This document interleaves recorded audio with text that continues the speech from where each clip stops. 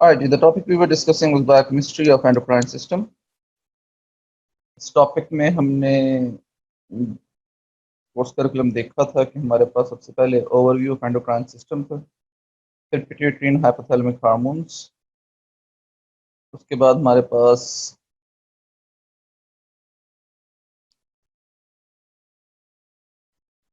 Thyroid hormones आ गए थे, calcium regulating hormones, then comes adrenocortical hormones, adrenomedullary hormones, male and female gonadal hormones and hormones of pancreas. इसका ये जो sequence है ना, I am changing this sequence for you guys. I am gonna do we completed this overview, then we started pituitary and hypothalamic hormones. ये हमने तकरीबन आधे से ज़्यादा कर लिया हुआ है, इसको भी थोड़ा डिस्कस करते हैं. अच्छा, अब इसके बाद I am not gonna start thyroid hormone, I will jump to the adrenocortical hormones, then we will do adrenomedullary hormones, then we will go to the male and female gonadal hormones. Okay? Then we will come back to the thyroid hormones. After that, we will cover calcium regulating hormones, and lastly, we will have the hormones of pancreas. हमारा sequence अब कुछ इस तरह का होगा कि pituitary के बाद अब हम जाएंगे adrenal cortical, adrenal medullary and male and female gonadal hormone.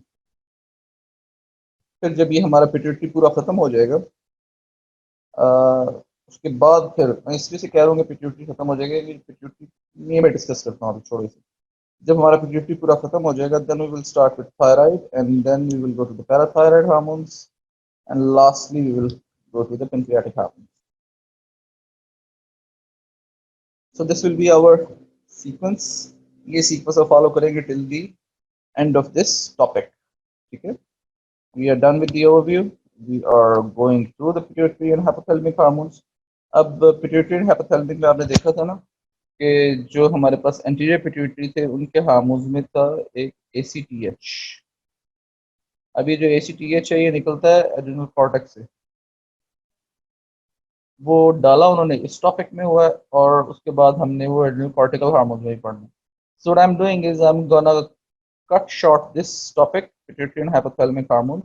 इसमें से ये ACTH वाला पोर्शन निकाल देंगे. ठीक है, इसको हम करेंगे एड्रिनल कॉर्टिकल के साथ, और फिर जब एड्रिनल कॉर्टिकल शुरू कर देंगे तो फिर उसके बाद हम करेंगे एड्रिनल मेडुलरी और लास्टली गोनाडल हार्मोन. ठीक है, तो ये हमारा टॉपिक है, एक पूरा सेक्शन कंप्लीट हो जाएगा. ठीक है, उसके बाद हमारा नेक्स्ट सेक्शन होगा ये थायराइड हार्मोन्स और कैल्शियम रेगुलेटिंग हार्मोन, जिनमें हम पैराथायराइड हार्मोन्स पढ़ते हैं. ये हमारा सेकंड सेक्शन होगा. और फिर लास्ट में हम पेनक्रियास पढ़ेंगे. पेनक्रियास में हमने इंसुलिन और ग्लूकागॉन देखना है, तो ये भी हमारा एक सेक्शन हो जाएगा. तो 1 2 3 सेक्शंस के अंदर हम ये करेंगे. वो the first section being the longest and the largest, second being the mediocre and third being the smallest one.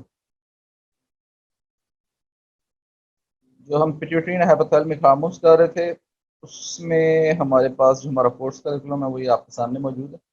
अब अगर इस कोर्स करिकुलम को देखें तो इसमें ये वाला जो पोर्शन है ना, ये कुशिंग सिंड्रोम और एडिसन सिंड्रोम, ये पोर्शन बिलोंग करता है ACTH से.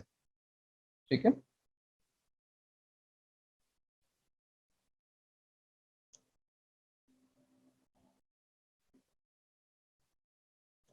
इस पोर्शन को यहाँ से काट दिया जाए. ठीक है, इस पोर्शन को यहाँ से काट दिया जाए. हम इसको इंशाल्लाह करेंगे एड्रिनल कॉर्टिकल हार्मोन्स. मुझे ना मुनासिब ये लगा कि मैं इसको ACTH को ना बाकी सारे एड्रिनल कॉर्टिकल हार्मोन्स के साथ ही आपको करवाऊँ, रादर देन कि मैं एक पोर्शन यहाँ पे करवा दूँ और जब मैं एड्रिनल कॉर्टिकल हार्मोन्स में पहुँचूँ तो मैं आपको कहूँ कि जी ये वो हमने पीछे किया था, ये वहाँ से देख लें. I don't want to do that. तो इंशाल्लाह ये हम पूरा ब्लॉक करेंगे इकट्ठा adrenal cortical hormones. Rest of the topic, इसमें अब तक जो कुछ हमने किया है वो कुछ इस तरह है. हम हाइपोथैलेमिक हार्मोन्स कर चुके हैं, हमने देख लिया था कौन कौन से निकलते हैं. वो रिलीजिंग और इनहिबिटरी हार्मोन्स होते हैं ये सारे. Remember growth hormone, sorry, growth hormone releasing hormone था, ग्रोथ हार्मोन इनहिबिटरी हार्मोन था, कॉर्टिकोट्रोपिन रिलीजिंग हार्मोन था, थायरोट्रोपिन रिलीजिंग हार्मोन था, प्रोलैक्टिन रिलीज फैक्टर और प्रोलैक्टिन इनहिबिटरी हार्मोन फैक्टर था। ठीक है, उसके बाद हमने किए थे एंटी पिट्यूटरी हार्मोन्स। उनमें हमने काफी हार्मोन्स देखे थे। ग्रोथ हार्मोन देखा था, ACTH एक देखा था, उसके बाद हमने LH, FSH, TSH, ठीक है, इस तरह के हार्मोन देखे थे।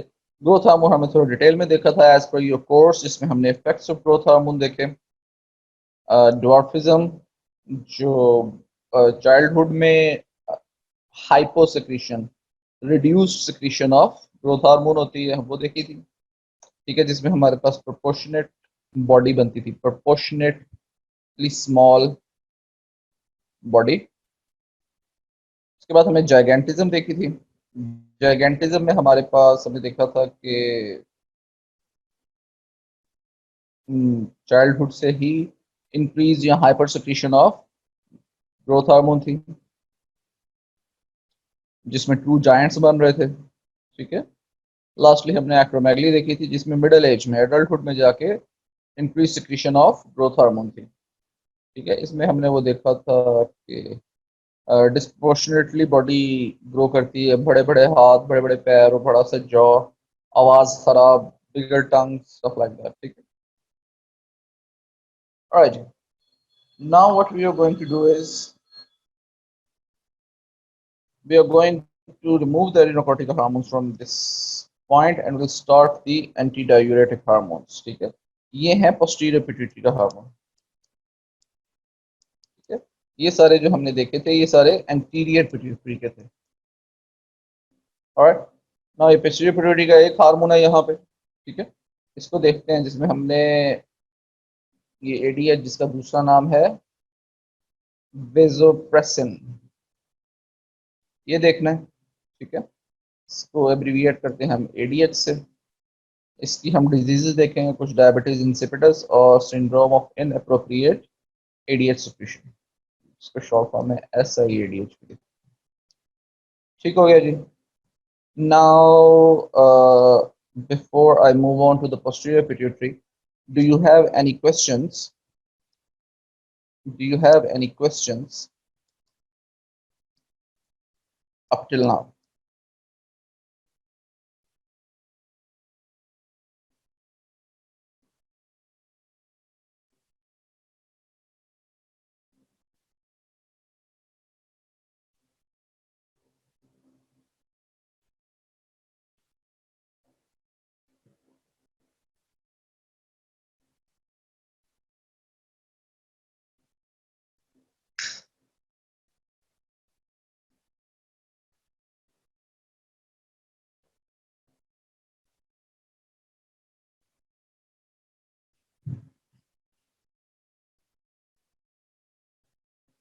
All right, जी, no questions, that's a good thing.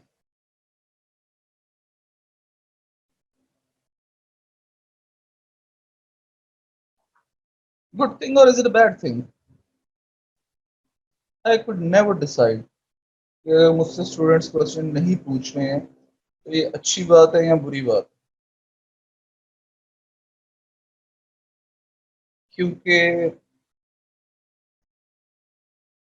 मैं एक बात कहता हूँ तो मैं रिपीट कर रहा हूँ, क्वेश्चन ना पूछने का ना कि दो ही मतलब होते हैं, या तो सारी समझ आ गई या कुछ भी समझ नहीं आई। सारी समझ आ जाए ये एक फारफेच्ड रियलिटी है, और इस चीज पे भी यकीन करने का, यानी कि यकीन नहीं होता मुझसे कि कुछ भी समझ नहीं आया। So I'm always confused about this point कि ये अच्छी बात है या बुरी बात है कि ना कुछ।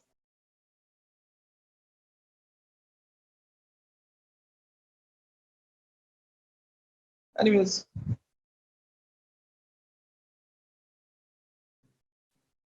at the time being, I'll take it as अच्छी बात है कि कोई questions नहीं है। And I'm gonna start the topic posterior pituitary hormones। आए जी, ये आप देख सकते हैं पिट्यूटरी ग्लैंड है।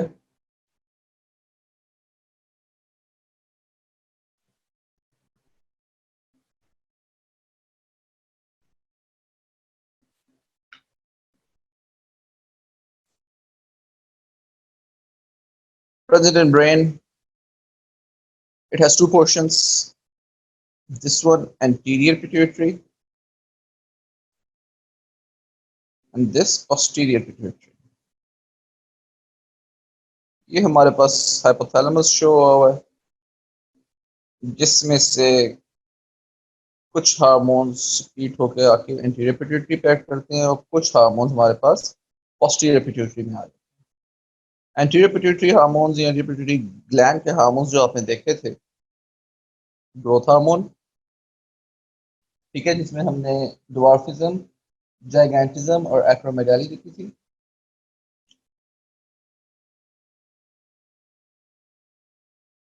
थायराइड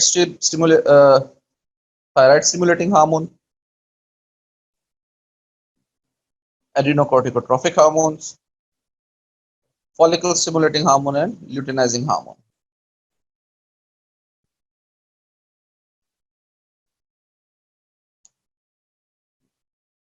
साथ में हमने देखा था प्रोलैक्टिन। ये सारे के सारे हमने एक टेबल के फॉर्म में देखे थे जिसमें से हमने ग्रोथ हार्मोन को, डिजीज को भी स्टडी किया अभी।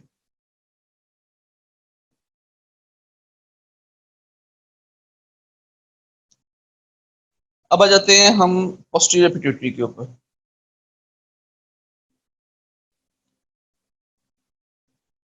पोस्टीरियर पिट्यूटरी में हमारे पास दो हार्मोन्स आते हैं, ऑक्साइटोसिन और ADH, anti diuretic hormone. Oxytocin acts on breast and uterus of the female. ये हमारे अभी कोर्स में इसका मजीद आगे कुछ नहीं। Yeah, but this ADH, it is very much in your course and it is a very important topic. UHS के point of view से ऑफ कोर्स इम्पोर्टेंट है। I won't say it's high yield, it's a medium yield, it's not a extremely 3-star important topic, it would be a 2-star important topic. लेकिन अगर आप clinical practice के point of view से देखें तो it is very important. This organ, appeared organ, kidney, is very intelligent organ. हमारी body में कुछ भी बढ़ता है ये उसे कम कर देती है, हमारी बॉडी में कुछ भी ज्यादा होता है ये उसे कम कर देती है, कुछ भी कम होता है ये उसे कंजर्व करना शुरू कर देती है, स्क्वीट आउट नहीं करती। वो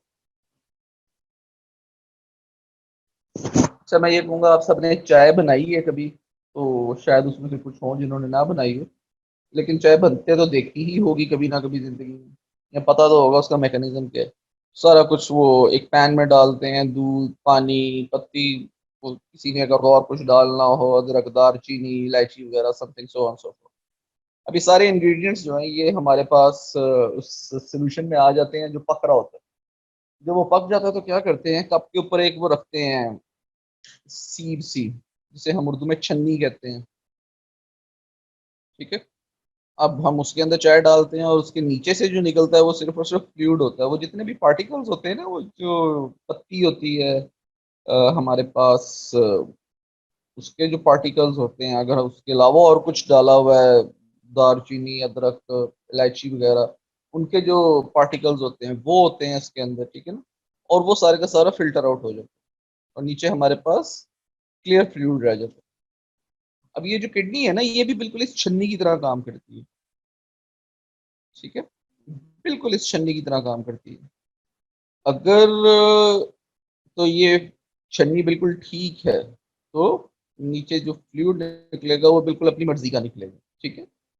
और अगर ये छन्नी ठीक नहीं है, इस छन्नी को कोई मसला हो गया, मिसाल के तौर पर जिस छन्नी के अंदर से आप चाय गुजार रहे हैं उसमें आप पेन लेके एक बड़ा सा सुराख कर दें, यानी कि सुराख उसका जो पतले पतले छोटे छोटे सुराख होते हैं, उस सुराख को एक को बड़ा कर दें तो क्या होगा, कुछ ना कुछ पत्ती के पार्टिकल्स, बाकी पार्टिकल्स भी आपकी चाय के अंदर आना शुरू हो जाए, ठीक है। ये एक एग्जाम्पल थी किडनी की डिजीज की, कि जब किडनी सही तरह काम नहीं करती है तो आपकी बॉडी की जो एक्सक्रीशन है, आपकी बॉडी की जितनी भी जो भी सोल्यूट्स हैं आपके बॉडी में जो आपने वाटर एंड इलेक्ट्रोलाइट बैलेंस वाले टॉपिक में पढ़े थे। तो सारे के सारे जितने भी हैं हमारे पास, वो सारे मिसमैनेज होना शुरू हो जाते हैं। कहीं कोई चीज ज्यादा निकल गई, कहीं कोई चीज ज्यादा रुक गई, इस तरह करके होते हैं। So as far as being a clinician, being a doctor is concerned, this topic, this specific hormone would be very important for you because it acts on the kidney. If it acts on the kidney, what are its effects on the kidney? हमें ये जानना जरूरी है। और जो वो effects आते हैं, उनकी अगर किसी तरह भी मिसमैनेजमेंट हो जाए तो उनसे क्या कौन सी डिजीजेस होती हैं, हमें वो भी देखना जरूरी है। सो हाइपोथैलेमस अगेन, जरा बस ज़बानी ज़बानी हम एंटीरियर पिट्यूटरी को जरा डिस्कस कर लेते हैं हाइपोथैलेमस के लिहाज से।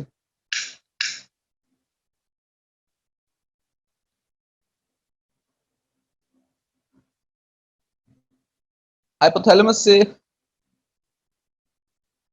कुछ न्यूरो हार्मोन्स रिलीज होते हैं, जिनमें हमारे पास growth hormone release hormone, growth hormone inhibitory hormone, corticotropin release hormone, thyrotropin release hormone, gonadotropin release hormone, prolactin release factor, prolactin inhibitory factors, ये इस तरह के सारे न्यूरो हार्मोन्स रिलीज होते हैं। ये सारे हार्मोन्स आके पोस्टीरियर पिट्यूटरी के ऊपर एक्ट करते हैं और पोस्टीरियर पिट्यूटरी इन हर हार्मोन के इफेक्ट में, के रिजल्ट में एक या एक से ज्यादा और हार्मोन्स प्रोड्यूस करता है। ठीक है। अब एंटीरियर पिट्यूटरी के अंदर हमारे पास आज आए थे कि ग्रोथ हार्मोन रिलीज हार्मोन के इफेक्ट से, इसका एक और नाम भी बताया था मैंने आप लोगों को, ग्रोथ हार्मोन रिलीज हार्मोन का जरा बताइए मुझे, क्या नाम बताया था मैंने इसका आपको?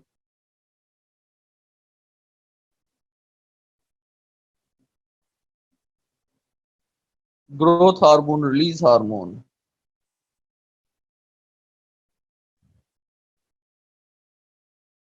और ग्रोथ हार्मोन इनहिबिटरी हार्मोन, इनके मैंने कुछ और नाम भी बताए थे आपको।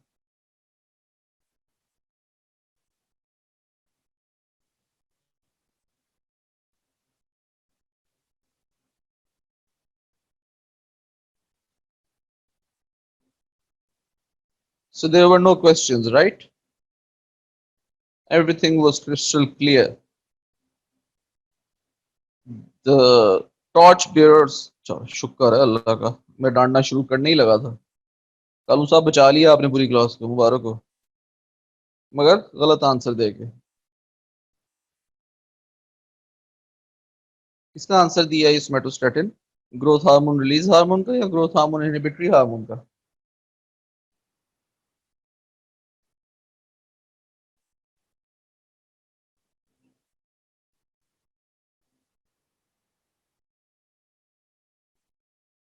इनहिबिटरी का, वेरी गुड, सोमेटोस्टेटिन। और रिलीज हार्मोन का क्या था? कालू साहब आप ना कष्ट कीजिएगा, आप जरा ब्रेक लगाइए। Anybody else please? सिर्फ कालू साहब ने बायोकेमिस्ट्री नहीं पढ़नी और पास करनी। गुड, सोमेटोलेब्रिन।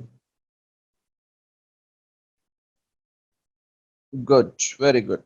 चलेंगे, ग्रोथ हार्मोन रिलीज हार्मोन हमारे पास सोमेटोलेब्रिन था और ग्रोथ हार्मोन इनहिबिटरी हार्मोन हमारे पास सोमेटोस्टेटिन था। ठीक है। ये जब इंटीरियर पिट्यूटरी पे एक्ट करते हैं तो रिलीज होता है growth hormone. Growth hormone release hormone interior pituitary पे एक्ट करता है तो इंटीरियर पिट्यूटरी रिलीज करता है growth hormone, and that growth hormone goes and acts on various tissues on the body and results in growth of the human being and manipulation और regulation of the metabolism.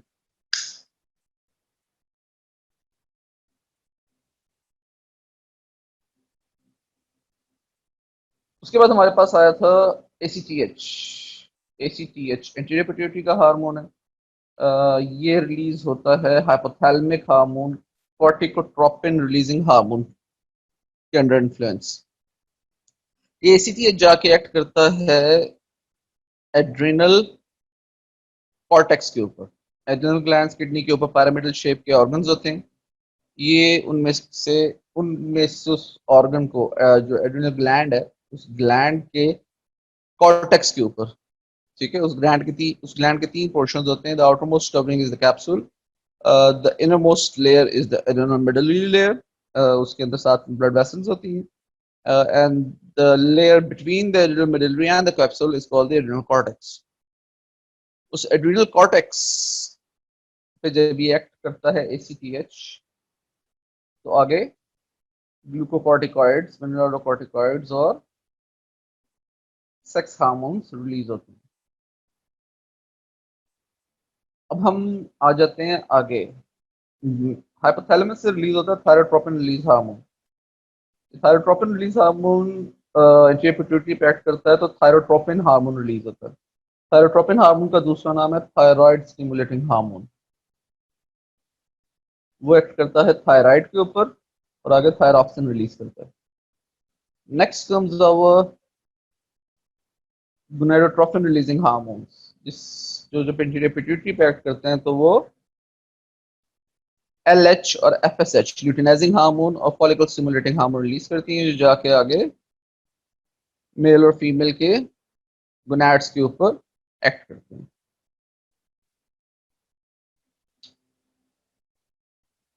इसके बाद वो prolactin release factor और prolactin inhibitory hormone था, जिसके under influence anterior pituitary से prolactin release होता है।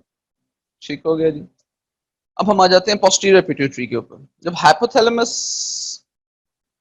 में से ही दो हार्मोन्स ऑक्साइटोसिन और वेसोप्रेसिन जब ये रिलीज होते हैं, ऑक्साइटोसिन और vasopressin, vasopressin is ADH anti diuretic hormone, ये रिलीज होते हैं, तो ये हाइपोथैलेमस से ही एक्सोनल ट्रांसपोर्ट के थ्रू, एक्सोनल यानी कि जो न्यूरॉन्स के एक्सॉन्स हैं उनकी ट्रांसपोर्ट के थ्रू, एक्सोनल ट्रांसपोर्ट के थ्रू पोस्टीरियर पिट्यूटरी में आके कलेक्ट होना शुरू हो जाते हैं।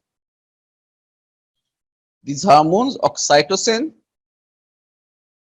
and vasopressin, comes into the posterior pituitary. Posterior pituitary का ये दूसरा नाम यहाँ पे लिखा हुआ है न्यूरोहाइपोफाइसिस।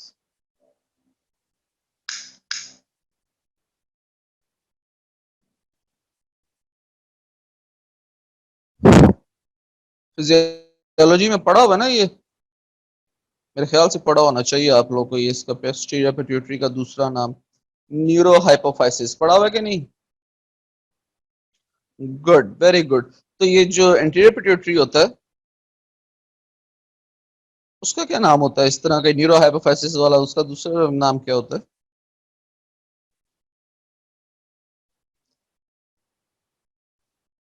पोस्टीरियर पिट्यूटरी तो न्यूरोहाइपोफाइसिस हो गया ना, तो एंटीरियर पिट्यूटरी को क्या कहते हैं?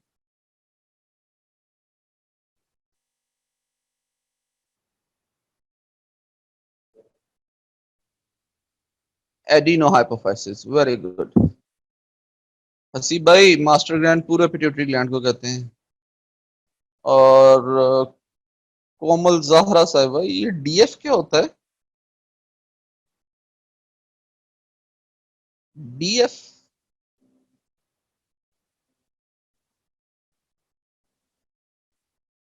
चलो क्या कह सकते हैं। किसी को ना, ये एक मेडिकल स्टूडेंट ने मैसेज किया ड्यूरिंग अ लेक्चर, यानी कि एक आंसर दिया किसी भी क्वेश्चन का ड्यूरिंग अ लेक्चर, और उसने लिखा है DF। तो क्या मजा आएगा कि अगला बंदा मानेगा ही नहीं। Anyways, adenohypophysis is the anterior pituitary and neurohypophysis is the posterior pituitary। ठीक हो गया जी। इसका इतना सही कैस्केड सा है छोटा सा, वो एंटीरियर पिट्यूटरी का तो हमने ठीक ठाक बढ़ा देखा था, जम्बल्ड अप। इसका बस इतना सही। Oxytocin acts on the uterus and mammary glands of the female and results in the uterine contraction of the uterus and lactation from the mammary glands, whereas vasopressin acts on the kidney and regulates the water balance in the body. All right, ये फिर वही आपके सामने एक और तरीके से इसके एक्शंस लिखे हैं। ऑक्साइटोसिन के जो टारगेट्स हैं वो ब्रेस्ट एंड यूट्रस हैं, और जो इसके इफेक्ट्स हैं वो milk ejection, labour and delivery और secondary sexual behaviour.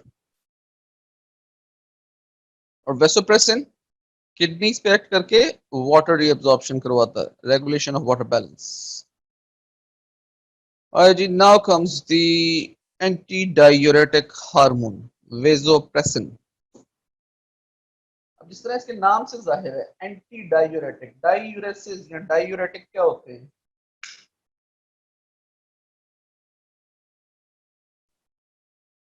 Diuretic term हम यूज करते हैं या डायूरेसिस एक टर्म यूज होती है, इसका मतलब होता है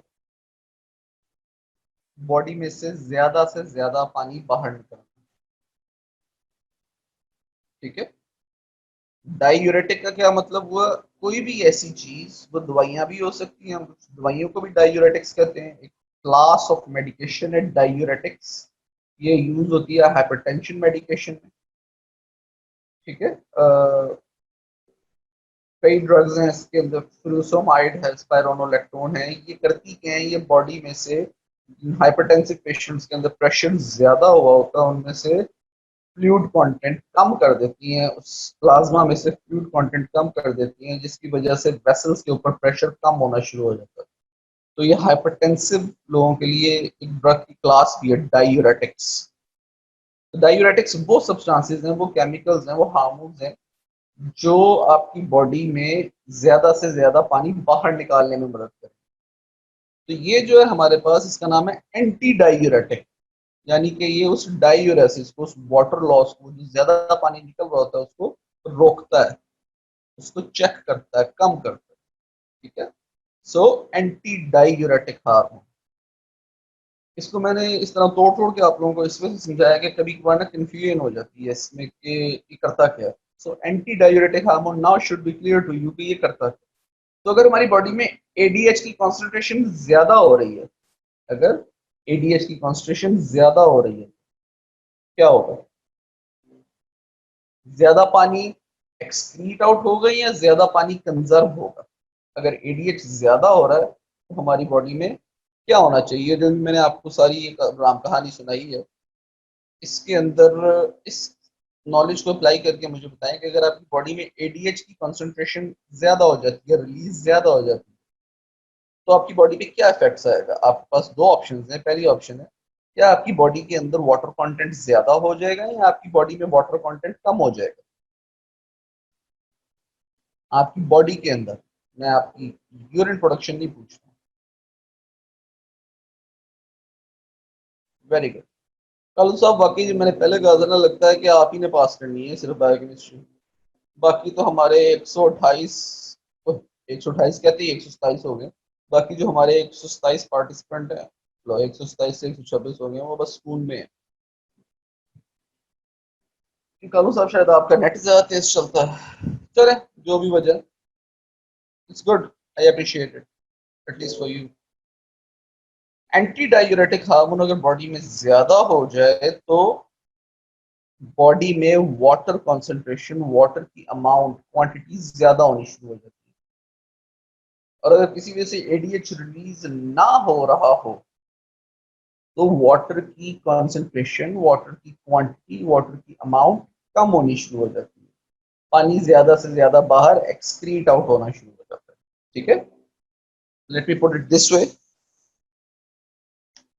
if somehow the ADH secretion is high in the body, it will result in increased amount of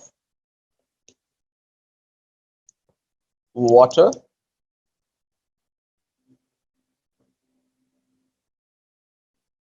in body. ठीक है। And decreased amount of water in urine. ठीक है। If ADH is high,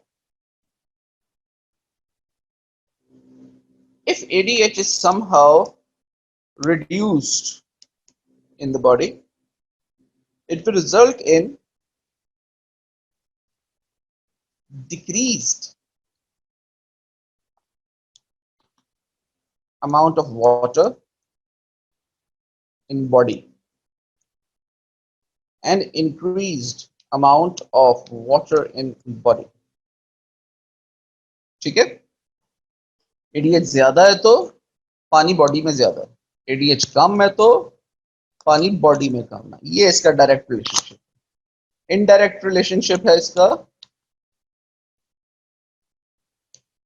amount of urine के साथ। अगर ADH ज्यादा है तो यूरिन कम होगा, अगर एडीएच कम है तो यूरिन में वाटर कंटेंट ज्यादा होगा। ठीक हो गया जी? ओके। ये कहना कि यूरिन कम होगा और यूरिन में वाटर कंटेंट कम होगा, ये दोनों एक ही चीज है। ठीक है, अगर वाटर कंटेंट कम होगा तो यूरिन कम होगा, ठीक है ना, कॉन्सेंट्रेटेड यूरिन होगा। ऑलराइट, ये कॉन्सेंट्रेटेड यूरिन मुंह से निकला तो इसको जरा थोड़ा सा मैं उस तरह भी लिखूंगा, बिकॉज चीज दिमाग में आ गई हो तो आप तक पहुंचनी जरूरी है। इंक्रीज एडीएच है तो डायरेक्ट रिलेशनशिप से इंक्रीज्ड वाटर इन बॉडी है, और इनडायरेक्ट रिलेशनशिप से डिक्रीज्ड वाटर इन बॉडी है, in urine, sorry, in urine. ठीक है, अगर decreased water content in urine है तो इसका मतलब है हमारे पास कॉन्सेंट्रेटेड यूरिन है। ठीक है, जिसमें वाटर कंटेंट कम है और जो सोल्यूट कंटेंट है वो काफी ज्यादा है, तो एक कॉन्सेंट्रेटेड यूरिन है। The kind of urine the kind of urine you have during this stupid summer days, जिसमें हमें काफी ज्यादा प्रिस्पिरेशन होती है, उसमें जब यूजुअली पानी अगर नहीं पी रहे normal 2 to 3 liters per day, अगर ये नहीं कंज्यूम कर रहे, तो the urine you get is very concentrated, yellowish, quite yellowish in colour. ठीक है ना, sometime it burns as well. और अगर हमारे पास एडीएच की सिक्रीशन बॉडी में कम हो गई है तो उसके डायरेक्ट रिलेशन की वजह से डिक्रीज्ड वाटर इन बॉडी आ जाता है। ठीक है, और इनडायरेक्ट रिलेशनशिप की वजह से इंक्रीज्ड वाटर इन यूरिन आ जाता है। ठीक है ना, because of this increase water in urine, the urine becomes quite unconcentrated urine. ठीक है, this type of urine is usually colorless, और अगर आप किसी भी दिन पानी अगर आप ज्यादा पी लें या कोई ज्यादा वाटरी सब्सटेंस कंज्यूम कर लें, आपको कोई शरबत अच्छा लगा है या आपको कोई समथिंग लाइक दैट, आप 2 से 3 4 ग्लास इकट्ठे पी लिया आपने, तो the colour of the urine is usually colourless. So ये हमारे पास क्वाइट अनकॉन्सेंट्रेटेड यूरिन होता है। ठीक है, तो ये मैंने आपको एग्जांपल्स दिए हैं दोनों, कि वो कॉन्सेंट्रेटेड से मेरी क्या मुराद है या अनकॉन्सेंट्रेटेड से क्या मुराद है। इसका ये मतलब नहीं है कि जब हम हमारा कॉन्सेंट्रेटेड यूरिन है तो उसका मतलब हमारा एडीएच ज्यादा, लाजमी नहीं है, किसी लिहाज से भी लाजमी नहीं है। ठीक है, these were just the examples to let you know what I mean by concentrated urine and unconcentrated urine. The phenomena that is being taught here is, in response to increased ADH, the water content in the urine decreases, and in the event of decreased ADH secretion, the amount of water in the urine is enhanced, yeah, increased. हाँ जी,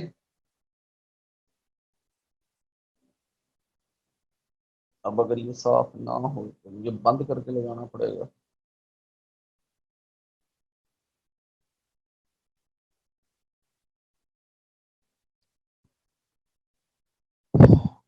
So, antidiuretic hormone. Chemical nature of the antidiuretic hormone is that it's an octapeptide. Octapeptide, octapeptide. क्या होगा ये octapeptide? Question है ये आप लोगों से, क्या होगा ये octapeptide?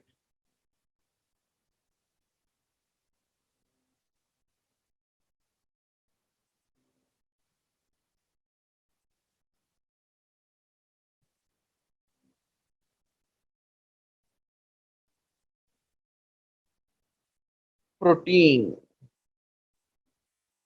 तो मैंने प्रोटीन क्यों नहीं लिखा है यहाँ पे? इफ इट्स अ प्रोटीन, मैंने प्रोटीन क्यों नहीं लिखा है यहाँ पे? 8 peptide unit composed of 8 amino acid, very good. मैंने very good Ujwa, Amna and Kalu साहब, वेरी गुड। मैंने पीछे आप लोगों को टर्म बताई थी, एक पॉलीपेप्टाइड भी थी, ठीक है ना? पॉलीपेप्टाइड का मतलब कि ये एक सिंगल चेन, ठीक है, सिंगल चेन है, उसी का प्राइमरी स्ट्रक्चर होगा, सेकेंडरी स्ट्रक्चर होगा, टर्शियरी स्ट्रक्चर होगा। तो मैंने आपको पीछे एक हार्मोन बताया था जो प्रोटीन भी है।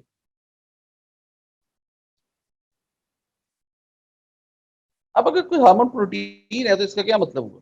मतलब हुआ यहाँ पे कि अगर मैं इसको डिमार्केट कर रहा हूँ बिटवीन प्रोटीन एंड पॉलीपेप्टाइड, तो इसका मतलब ये हुआ कि जो हमारे पास प्रोटीन हार्मोन है उसकी एक से ज्यादा पॉलीपेप्टाइड चेन है, जिसका प्राइमरी, सेकेंडरी, टर्शियरी, उसके बाद क्वार्टरी स्ट्रक्चर भी है, so that would be a protein. Polypeptide का डिफरेंस आ गया, ठीक है। अब ये है हमारे पास ऑक्टापेप्टाइड। सो ऑक्टापेप्टाइड का मतलब है कि 8 अमाइनो एसिड्स आपस में जुड़े हुए हैं, ठीक है, 8 अमाइनो एसिड्स आपस में जुड़े हुए हैं, फॉर्मिंग एन ऑक्टापेप्टाइड। ऑलराइट, यानी कि ये काफी छोटा सा हार्मोन है, 8 अमाइनो एसिड, नथिंग, बहुत छोटा सा हार्मोन है ये, ठीक है। And it is released in response to these two events in the body: hyperosmolality and hypovolemia. Hyperosmolality and hypovolemia. Hyper osmolality, ये ऑस्मोलैलिटी और हाइपर ऑस्मोलैलिटी क्या होगी? ऑस्मोलैलिटी बेसिकली इस चीज को शो करती है कि आपके जो सोल्यूशन है उसके अंदर सॉल्यूट कॉन्सेंट्रेशन कितनी है as compare to the solvent concentration.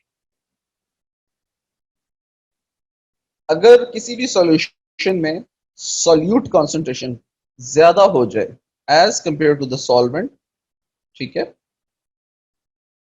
तो उसको हम हाइपर ऑस्मोलल सॉल्यूशन कहते हैं, ऑस्मोलैलिटी इंक्रीज हो जाती है।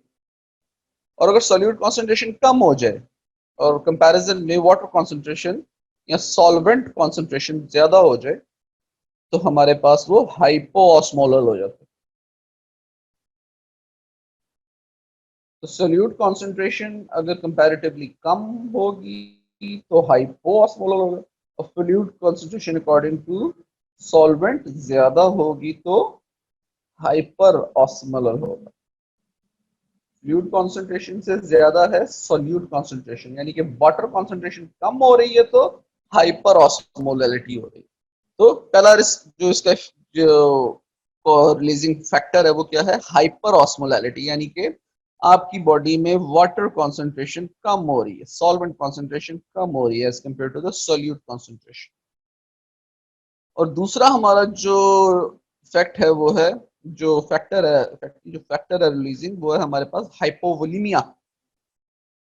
ये जो मैंने अभी ऊपर हाइपर ऑस्मोलैरिटी लिखा है ना, इसी को ही, इसी फिनोमिना को ही कहने का दूसरा तरीका हाइपोवोलीमिया के वॉल्यूम जो है, प्लाज्मा वॉल्यूम जो है वो बॉडी में कम हो रहा है। तो प्लाज्मा वॉल्यूम कम हो रहा है तो इसका मतलब है वाटर कम हो रहा है, being the major player there.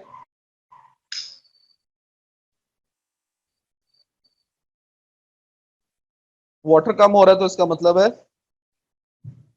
कि आपके जो सॉल्यूट्स हैं उनकी कॉन्सेंट्रेशन इंक्रीज हो रही है as compare to the solvent, the water. So ये दो हमारे पास इसके रिलीजिंग फैक्टर्स हैं। हाइपरऑस्मोलैरिटी, it is mediated through the osmoreceptors in hypothalamus. Hyperosmolality is mediated through the osmoreceptors in the hypothalamus. Osmoreceptors कौन से हैं? Osmoreceptors वो हैं जो डिटेक्ट करते हैं, जो सिग्नल रिसीव करते हैं और डिटेक्ट क्या करते हैं? The osmolality of the fluid content of the body. उसके बाद हमारे पास आ जाता है hypovolaemia. Hypovolaemia is detected through the baroreceptors in the left atrium। अब ये baroreceptors क्या हैं?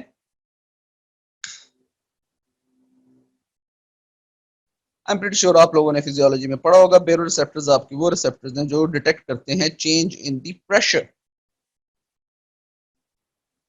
in the vessels। So it's an ectopeptide and it is released in response to hyperosmolality and hypovolemia।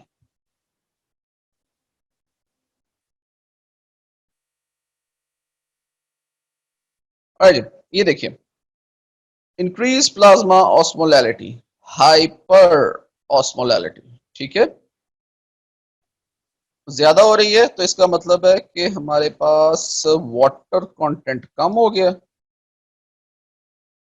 ठीक है, वाटर कंटेंट जैसे ही कम होता है तो इसके जो हाइपोवोलीमिया होगा उससे भी, उन रिसेप्टर से भी ये डिटेक्ट हो जाएगा, और दूसरा जो हमारे ऑस्मो रिसेप्टर्स हैं उनसे भी डिटेक्ट हो जाएगा, और उसके इफेक्ट में जब वो डिटेक्शन हो जाएगी तो आपकी बॉडी में एडीएच रिलीज होना शुरू हो जाएगा। एडीएच की रिलीज इंक्रीज हो जाएगी पोस्टीरियर पिट्यूटरी से। ठीक है, ये जो एडीएच है पोस्टीरियर पिट्यूटरी के अंदर स्टोर पड़ा होता है, क्योंकि ये बन रहा है हमारे हाइपोथैलेमस से, वहां स्टोर पड़ा होता है। जैसे ही ये वाटर कंसंट्रेशन कम होती है, डिटेक्शन इसकी होती है, वैसे ये एडीएच रिलीज होना शुरू हो जाता है पोस्टीरियर पिट्यूटरी से। ये रिलीज होता है, जाके किडनीज पे एक्ट करता है, और जो इसका रिजल्ट है वो सिंपल है, पहले भी बताया हुआ, इंक्रीज वाटर रीअब्जॉर्प्शन। वाटर को रीअब्जॉर्ब करना शुरू कर देता है। वाटर रीअब्जॉर्ब करना होना शुरू हो जाएगा तो क्या होगा? Increase water in the body. जब वाटर इंक्रीज होगा तो इसका मतलब है कि प्लाज्मा ऑस्मोलैलिटी कम होनी शुरू हो जाती है, हाइपो ऑस्मोलल। जैसे ये हाइपो ऑस्मोलैलिटी में आता है, बॉडी अगर ज्यादा ही हाइपो ऑस्मोलैलिटी में चली जाए तो वो भी हमारे ऑस्मो रिसेप्टर से और बेरो रिसेप्टर से डिटेक्ट होता है। ऑस्मो रिसेप्टर से डिटेक्ट होगा, ऑस्मोलैलिटी डिटेक्ट हो जाएगी, और बेरो रिसेप्टर से डिटेक्ट होगा इंक्रीज वाटर इन दी प्लाज्मा, जिसे हम हाइपरवोलीमिया कहेंगे, जिसको हमने पहले हाइपोवोलीमिया कहा। और जैसे ही ये सिग्नल रिसीव होंगे पोस्टीरियर पिट्यूटरी में, तो वो जो एडीएच की रिलीज है ना, वो रुक जाएगी। ठीक है, एडीएच की रिलीज रुक जाएगी। जैसे ही एडीएच की रिलीज रुकेगी तो क्या होगा?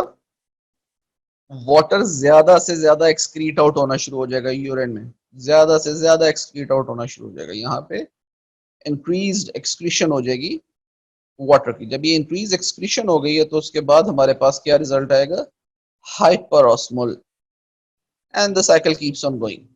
ठीक है, मैंने आप लोगों को पहले भी बताया हुआ, ये जो ह्यूमन बॉडी है ना, ये मार्वल है एक अल्लाह की तरफ से। कोई काम, कोई रिएक्शन, कोई मेटाबॉलिक पाथवे, कोई प्रोसेस भी अनचेक्ड नहीं चल रहा होता। कोई भी चीज अनचेक्ड नहीं चल रही होती। एक के ऊपर दूसरी लेयर, दूसरी के ऊपर तीसरी लेयर, तीसरी के ऊपर चौथी लेयर, चेक के ऊपर चेक के ऊपर चेक, सब कुछ चल रहा होता है, कंटिन्यूस चल रहा होता है, कि गलती का कोई इम्कान नहीं है बॉडी में किसी भी किस्म का। ठीक है ना? ऑस्मोलैलिटी ज्यादा हो जाती है, एडीएच की रिलीज ज्यादा हो जाती है। ऑस्मोलैलिटी कम हो जाती है, एडीएच की रिलीज कम हो जाती है, और ये बैलेंस बना रहता है।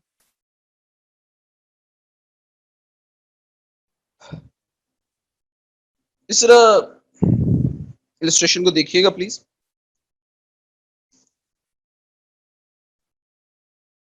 पहले यहां से काटा मार लें।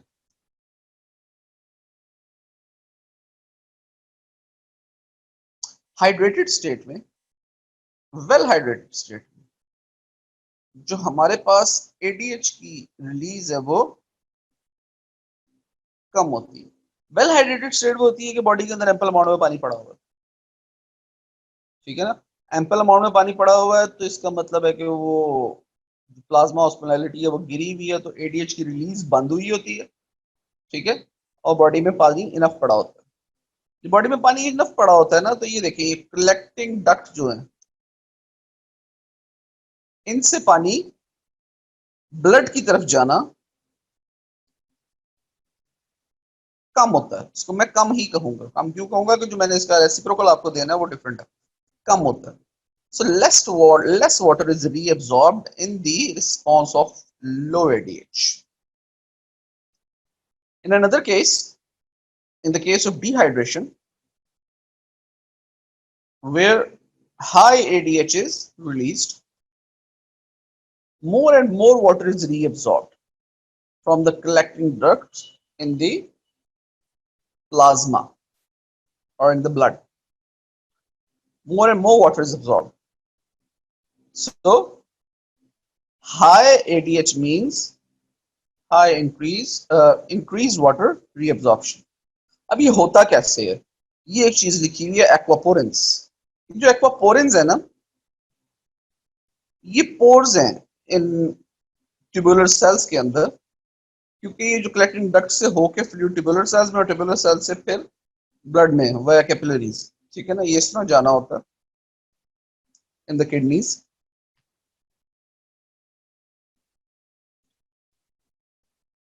तो जब हमारे पास एडीएच की कॉन्सेंट्रेशन ज्यादा होगी बॉडी में, तो ये जो एक्वापोरेंस है ना, ये ज्यादा से ज्यादा एक्टिवेट होंगे।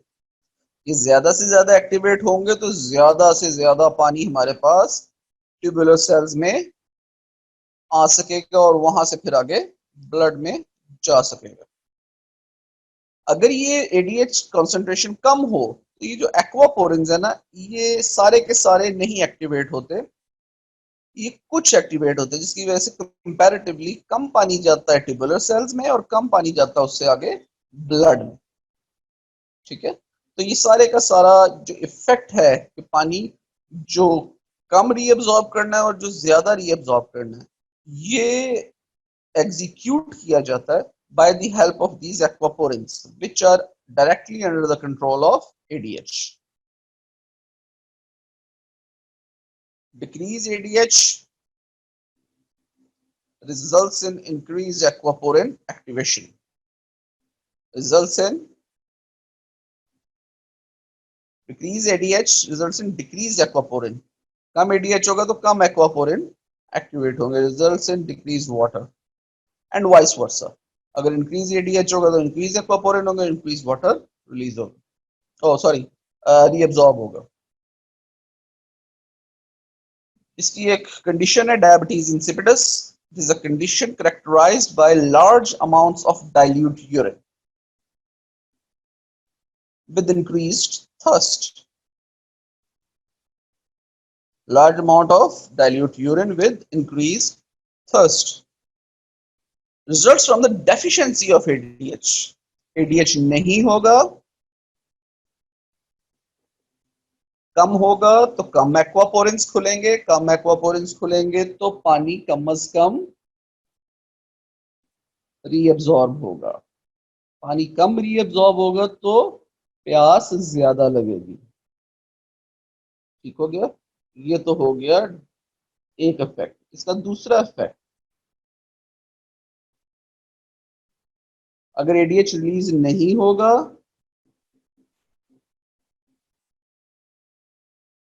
तो वो क्यों नहीं, अगर एडीएच रिलीज नहीं हो रहा, ठीक है, तो इसके जरा पीछे जाएं, क्यों नहीं रिलीज हो रहा, कौन सा सिग्नल था इसका? इसका सिग्नल था हाइपोऑस्मोलैलिटी, यानी कि वाटर कंटेंट बॉडी बॉडी में ज्यादा हो गया और सोल्यूट कंटेंट कम हो गया। हाइपोऑस्मोलैलिटी, हाइपोऑस्मोलैलिटी के इफेक्ट में हमने देखा था क्या होता है, डिक्रीज एडीएच। डिक्रीज एडीएच से क्या होता है फिर आगे, डायूरेसिस नहीं होती, डायूरेसिस नहीं होती, डायूरेसिस रुक जाती है, पानी का जो कंजर्वेशन है वो रुक जाती है और हमारे पास एक डाइल्यूट यूरिन निकलता है। It is characterized by the passage of copious amount of dilute urine. The amount of urine produced can be nearly 20 liters per day. Of course इसका ये मतलब नहीं कि आप पानी नहीं पिएंगे तो 20 लीटर पर डे पानी निकल जाएगा बॉडी में से, ऐसा नहीं हो सकता। ऑफ कोर्स इसके जो कैरेक्टरिस्टिक्स हैं, जो कार्डिनल फीचर्स हैं, उनमें इंक्रीज थर्स्ट एक फीचर है। पानी पीते रहेंगे पानी निकलता रहेगा, पानी पीते रहेंगे पानी निकलता रहेगा, पानी पीते रहेंगे पानी निकलता रहेगा। There are two types of diabetes insipidus: the central diabetes insipidus and nephrogenic diabetes insipidus. The central diabetes insipidus is sometimes referred to as CDI, and nephrogenic diabetes NDI. The central diabetes insipidus occurs due to the failure of pituitary gland to secrete ADH. अब नाम central है तो of course इसका मतलब है कि center से, ठीक है, फेडरल मिनिस्ट्री से कोई काम खराब हो गया, हार्मोन ही नहीं निकल रहा। So failure of pituitary gland to secrete adequate ADH, उससे काम खराब हो गया, एडीएच है ही नहीं, ठीक है। दूसरी है नेफ्रोजेनिक। नेफ्रोजेनिक नाम से जाहिर है कि ये किडनी का कोई इसका लेना देना होगा। Results when the renal tubules of the kidney fail to respond to the circulating ADH. ADH से ही निकल रहा है पीछे पिट्यूटरी से, लेकिन ये जो किडनीज हैं ये खराब हो गई, इनका कोई मसला हो गया। So nephrogenic, so central and nephrogenic. The signs and symptoms of diabetes insipidus are polyuria, urine ज्यादा आता है, polydipsia and thirst, प्यास ज्यादा लगती है और आप पानी ज्यादा से ज्यादा पीते हो, nocturia and nocturnal enuresis, रात को यूरिन आना, nocturia और nocturnal enuresis, ये उस कंडीशन को कहते हैं जहां पे रात को यूरिन आए और आप कंट्रोल ना कर सकें, बेड वेटिंग कर दें। हाइपरनेट्रीमिक डिहाइड्रेशन, increased यानी कि increased sodium, hypernatremic dehydration, anorexia, भूख नहीं लगती, constipation, you don't pass feces normally, hyperthermia, increase in temperature, and lack of sweating, decreased sweating। देखें अजीब सी कंडीशन है, हाइपरथर्मिया है, टेम्परेचर ज्यादा हो रहा है, उसके इफेक्ट में फिजियोलॉजिकल रिएक्शन क्या होना चाहिए, इंक्रीज स्वेटिंग होनी चाहिए, ठीक है, ताकि जो हाइपरथर्मिया हुआ है वो कम से कम हो। जो बॉडी का नॉर्मल रिस्पॉन्स होता है, जैसे ही आपकी बॉडी में टेम्परेचर ज्यादा होता है, हाइपरथर्मिया होता है, यू स्टार्ट स्वेटिंग। व्हाई? क्योंकि इवेपोरेशन कॉजेस कूलिंग, वाटर जैसे ही इवेपोरेट होता है आपकी बॉडी में से हीट लेके इवेपोरेट होता है, that is physics 101। Evaporation causes cooling, ये हमारा बॉडी का नॉर्मल फिनोमिना है, पर हाइपरथर्मिया भी है और स्वेटिंग भी नहीं हो रही है, ठीक है। तो ये एक विशियस सर्कल शुरू हो जाएगा, हाइपरथर्मिया, स्वेटिंग नहीं होगी, मजीद हाइपरथर्मिया होगा, फिर स्वेटिंग नहीं हो रही, फिर मजीद हाइपरथर्मिया होगा, फिर स्वेटिंग नहीं हो रही, मजीद, ये एक विशियस सर्कल शुरू हो जाता है। This means it's a very very drastic disease. etiology of the central diabetes insipidus is 30% of cases are due to the tumors, के हमारी बॉडी में ट्यूमर हो जाए जिनकी वजह से एडीएस सिक्रीशन ऑल्टर हो रही हो, infection, trauma and leukemia, and 30% of the cases are idiopathic, जिनकी etiology अब तक हम डिड्यूस नहीं कर सके medical science.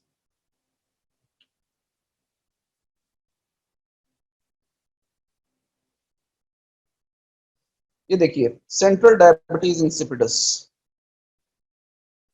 the pituitary gland sends a hormone ADH to the kidneys to help control how much urine is made, ठीक है।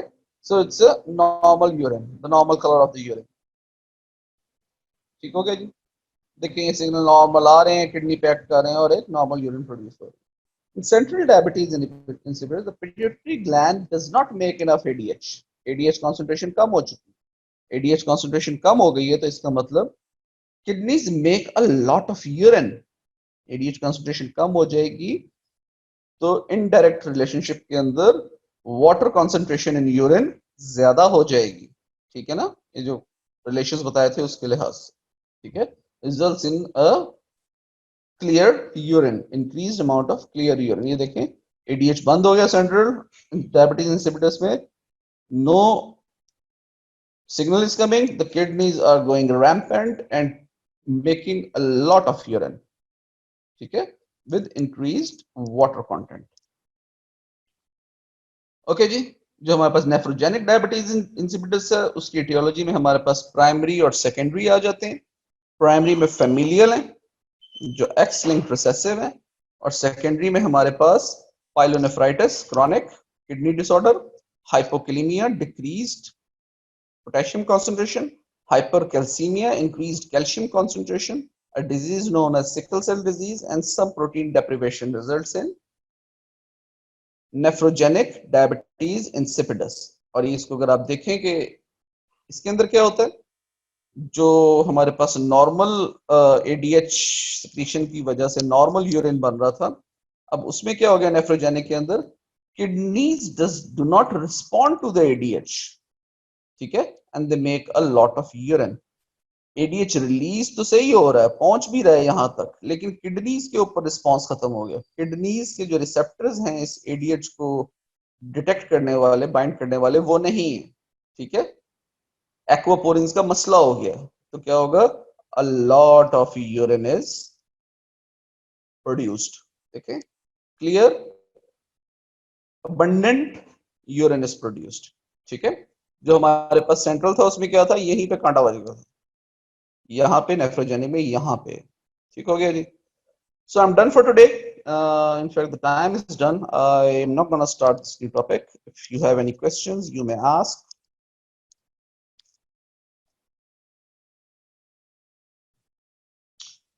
Any questions, please? पूछो पूछो, कुछ तो पूछो नालायको।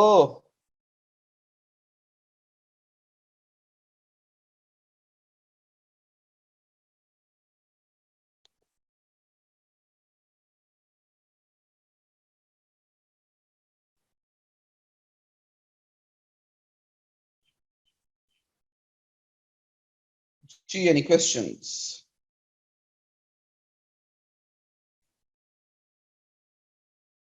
Well then, it's time. This is Dr. Harun Habib signing off.